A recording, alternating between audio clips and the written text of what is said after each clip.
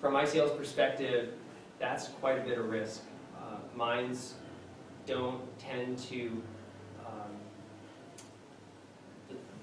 the plan is often that the plan will work, but it's often the case that the plan doesn't work all the time, and there are accidents. And being above the Boise River watershed, in my mind, is too much risk. This is not an appropriate place. And I think determining responsible mining is a question, I think we all can agree generally that there are some places that are too special, too vulnerable to mine, and this, I think, is one of them.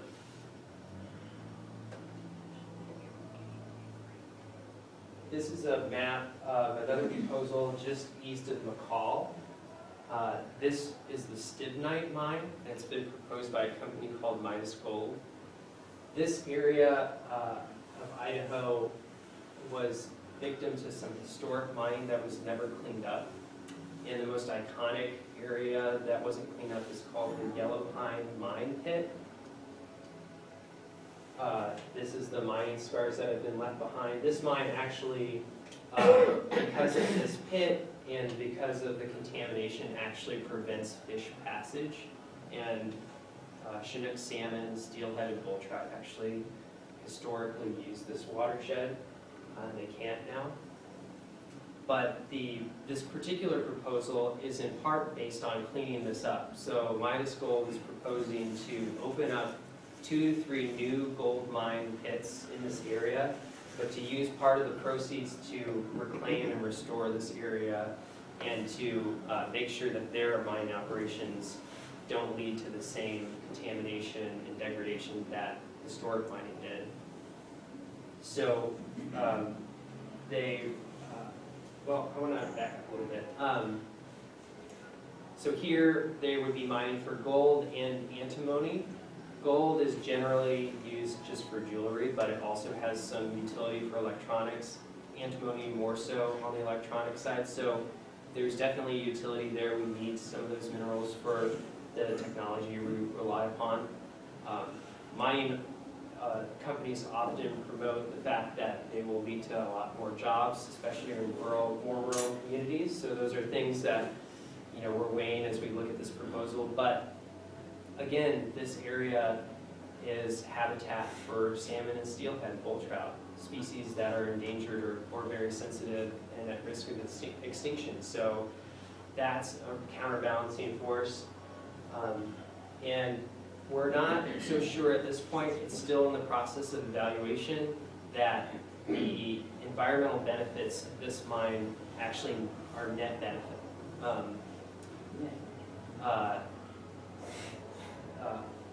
In many cases, the expansion of this mining area actually could create more degradation. They would have to, 2 to 3 new gold pits is 2 to 3 more areas of disturbance, and what are you going to do with that waste rock, right? So we are not entirely sure with their claims that this is actually going to benefit the environment here by bringing fish back, because in their proposal they would actually destroy some other stretches of river, even though they'd be restoring the old Stibnite site. They also will claim that we're going to deal with all the old mining waste that was never dealt with before, but they're going to be generating their own new mine waste too, and that comes with risks. So this one's a more difficult mine to evaluate because, as you can see, this hasn't been reclaimed. This has just been an eyesore and a source of contamination for years and years, and there's currently no source of money or funding or will to clean it up. And so this mine is offering potentially an opportunity to deal with that. It's just a question of, is that worth it? Is the net outcome a benefit for the environment or not? So the jury's still out on this one. For ICL, we engage these mining issues in kind of 3 main ways. And the first way is we lean on the National Environmental Policy Act, which is abbreviated as NEPA. And this law applies to projects that would significantly impact the environment on federal public land. And essentially requires that a proposal, before it is initiated and implemented, be studied fully. And it allows the public to understand what is the totality of impacts that this project would create. And the importance of that is that if we can study this ahead of time, we can identify, are there risks that can be mitigated? Are there risks that we can avoid? Or are there risks that are totally unavoidable? If they can be avoided, let's go with that plan. If there are risks that can't be avoided but we can mitigate them, let's plan for how to mitigate them. And if there are risks that are unavoidable, let's know that so that we can weigh, is this project really in the best interest of the community of the state of Idaho, of the United States. The law requires a public process, so it's actually not only ICL's opportunity to weigh in and submit comments, ask questions, it's also an opportunity for everyone who's interested, or the community, to weigh in and ask questions and learn more.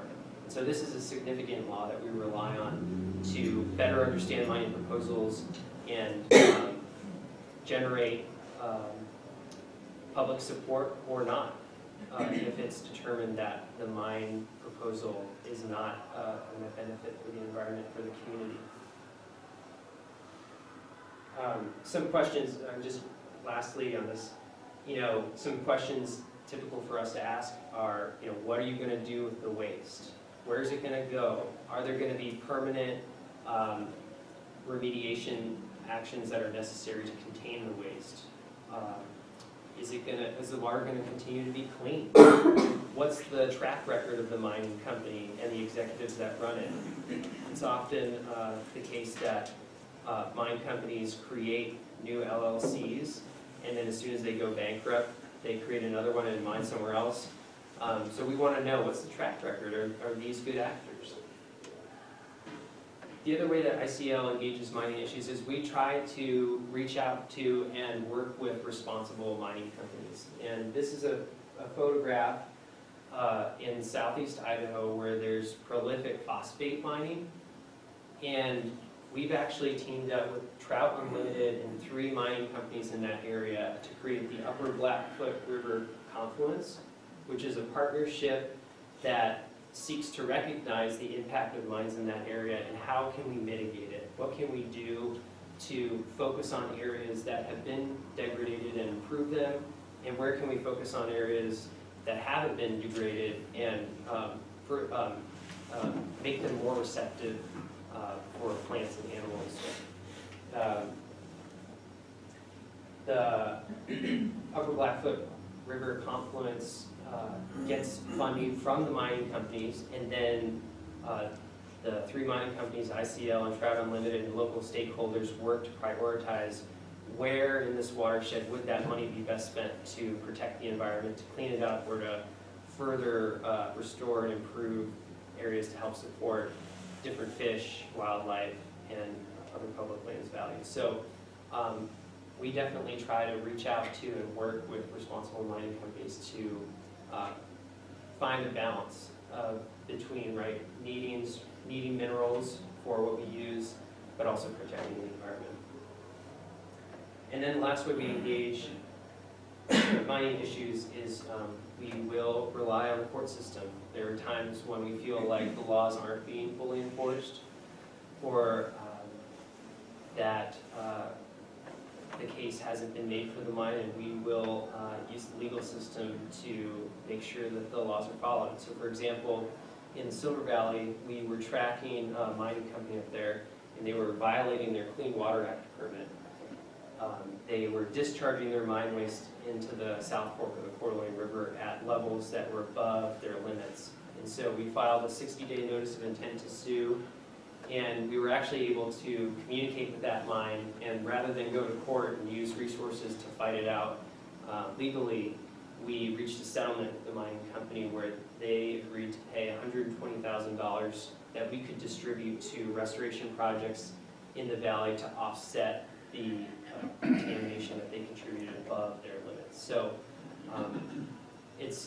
the legal system is a complicated and intensive tool that generally is a last resort for us, but we will use it when we feel that the law isn't being followed. So that's pretty much the end, and I just want to end on a couple of notes of how you can get involved if you're concerned or you're interested. And one is to participate. So that, like I said before with that law, the National Environmental Policy Act, that's your opportunity to weigh in and to ask questions and to learn more. And that process is a very long public and administrative process, but the sooner that people get involved, the more leverage that you and us have in influencing the proposal going forward. So it's really critical that if you're concerned about a project, that you get involved quickly and that you participate. The second way to get involved is to support reform. So I mentioned the General Mining Act of 1872. There have been proposals already in the House of Representatives that would reform that law. And one bill actually just passed the House Natural Resources Committee. And so I'd encourage you, if you're talking to your local, your state representatives, our congressional delegation, ask them, do they support mining reform or not? And to encourage them to support the reform bills that are being proposed in the House. And then lastly, I think a great way to get involved is to join ICL, because we do a pretty good job keeping our members informed about some of the most critical projects going on in Idaho and how people can comment effectively, how people can write letters to the editor, how people can organize and get together.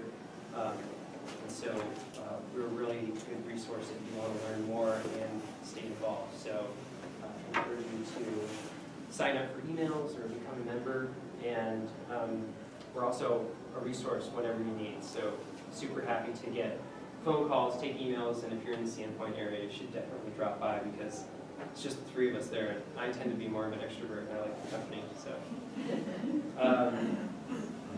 with that, I don't know, I didn't start my time around here. I started a little afterwards, so I have happy to answer questions. Can you speak to the pollution of the Snake River